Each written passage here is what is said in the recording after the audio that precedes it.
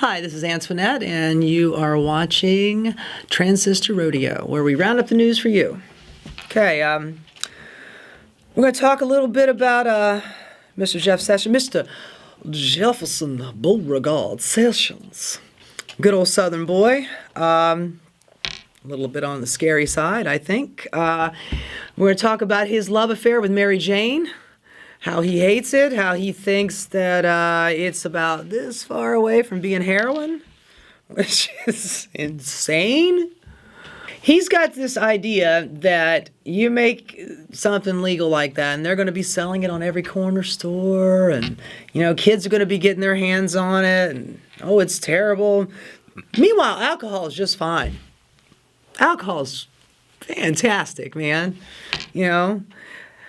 I keep circling back around to it. It's about money. I think maybe Jefferson Sessions he's probably got some religion involved in it too. Not just the actual religion, but the metaphorical religion as well. This is his religion. He does not like marijuana. He doesn't like a lot of things. I think he's very much of a fan of black people either, but that's different story for a different topic. But recently he made this report. Well, he actually gave a talk on, I believe it was defense.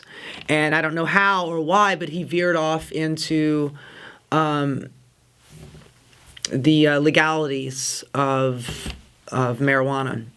And he thinks it's beyond a stepping stone to heroin. It's awful. It's terrible. It's life-ruining. I think the quote was, I think medical marijuana has been hyped too much, and he considers himself dubious about its benefits. If anybody could use a hit of weed, it would be Jeff Sessions. Jeff, come on into the city, honey. I'll smoke you out. It'd be great. You'll have a good time. All of a sudden, you will be enlightened. You'll be like, oh my goodness, I never thought of it that way. Maybe I might be a bit of a liberal. Everybody's a liberal deep down, honey. You just got to let go of all that nonsense. Recently, Massachusetts, they got a referendum on their next election where they want to legalize marijuana for their state. Colorado's done it. Washington State has done it, and they seem to be doing okay. Colorado especially, great tax benefits. I don't have the numbers in front of me, but they've been doing very well. And Massachusetts wants to get on that train, and I don't see why not. It's got medical benefits where, people who cancer, chemotherapy, have no appetite. They need something to give them an appetite, to help them build up strength. Marijuana's done that. Marijuana is a Schedule I drug, just like heroin, just like crack, just like every hardcore drug that's out there. When I say that it's a Schedule I, that doesn't just mean that it's classified as bad as heroin, but it also means that you can't study it. You can't study its benefits. You're not allowed to look at it. It is illegal to even study. Now, nobody really knows.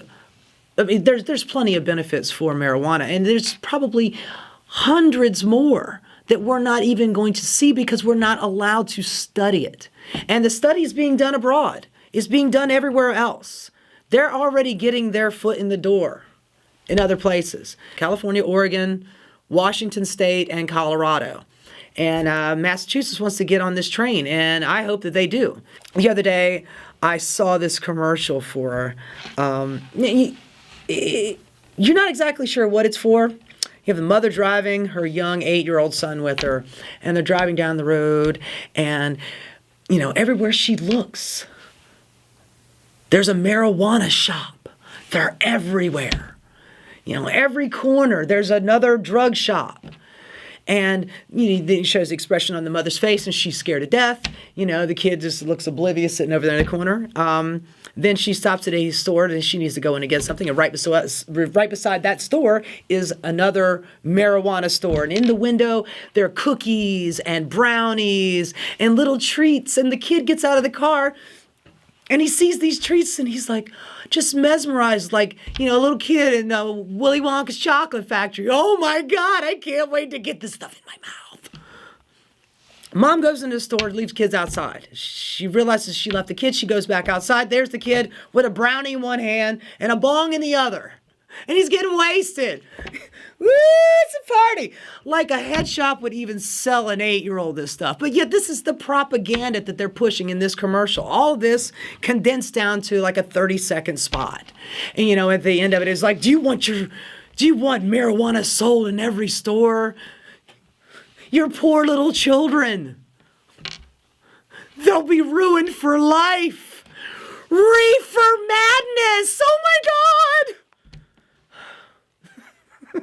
It is obscene. What I love the most about the commercial, though, is as this guy is giving an outro, do you want marijuana sold on every corner? It's dangerous to your children. Be afraid. Be very afraid. Paid for by the American Beverage Association. So let me guess. Budweiser has a vested interest in marijuana not being legal. No, I'm not just blaming Budweiser here, okay? I mean, there's a lot of people associated with the American Beverage Association, okay? And these boys, they do make good money because alcohol is number one. St. Patty's Day was the other day. Alcohol was the number one and number two. Everybody was wasted, and they were doing number one on the street, and it was lovely. But they don't want marijuana to be sold. They don't want it because it's good and it works. Hemp is stronger than rope. Marijuana works better than alcohol. You don't wake up with a hangover. I'm not going to give you some personal experience or anything. Trust me. I got no problems in the green department. But we have somebody, this Jefferson Beauregard Sessions here, calls it life-wrecking dependency. That's only slightly less awful than heroin.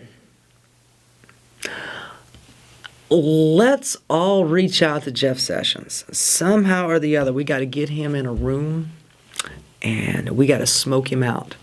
Because personally, I think that the drugs that they want you to take, the Abilifys and the Zoloft and Xanax and Prozac and these mind-altering drugs really are not altering your mind in the right way. You become dependent on it. Marijuana is not addictive. You don't have to up your dosage, I can't wait to find out that it's the cure for cancer. They want you taking their drugs. Big Pharma, they want you taking their stuff. You got restless leg syndrome, we got a drug for you. You got you got a twitchy eye, we got a drug for you. You feeling a little sad, a little blue, we got a drug for that too. It'll be awesome. You'd be so happy. So you need some more. You need a better source, higher dosage. When they first started with the OxyContin, when it first came out, that was poor regulation. We had a lot of doctors prescribing a lot of this stuff. You just go to another doctor, get another prescription. You have a whole medicine cabinet full of painkillers. You get addicted to them really easily. They're good. They feel great. Next thing you know, you need to take them every day. Then all of a sudden, people realize, wow, everybody is really addicted to painkillers. We can't do that anymore. So they snatch the painkillers away from you, and now what do? Well, they got to get their fix. It's an opiate. What's another opiate out there? Oh, right. Heroin. This is the situation that we're in. And they're saying that marijuana is only slightly less awful than heroin. I've seen some of these people that are addicted to these painkillers have to switch over to heroin. They look like they're having a pretty tough time. it's been said many occasions that marijuana helps take the edge off of those withdrawals. Could do that too. Particular administration with Jeff Sessions as our Attorney General. We have a man going to be for the next 4 years, Mr. Sessions, going to make sure that marijuana does not get legalized. And 60% of America want it. I think the number is actually higher for medicinal purposes, not for recreational, but for medicinal purposes. So, we're just going to have to do it the state, old-fashioned way, from state to state to state. He doesn't seem to be, at the moment, chasing after individual states who are backing it and trying to pass it. So if we do it that way, I mean, that seems to be the Republican way. Let the states handle it because they don't want to handle it themselves. Let the states handle it. Well, start bugging your state representative. It's going to be more difficult here for us in New York City. New York is, they're always a little bit lagging behind, But talk to your state representative, It certainly beats the alternative. Anyway. Hey, this is Antoinette from Transistor Rodeo. If you like what you saw here, please subscribe for more videos and content, and you can follow me on Twitter at Transistor Rodeo.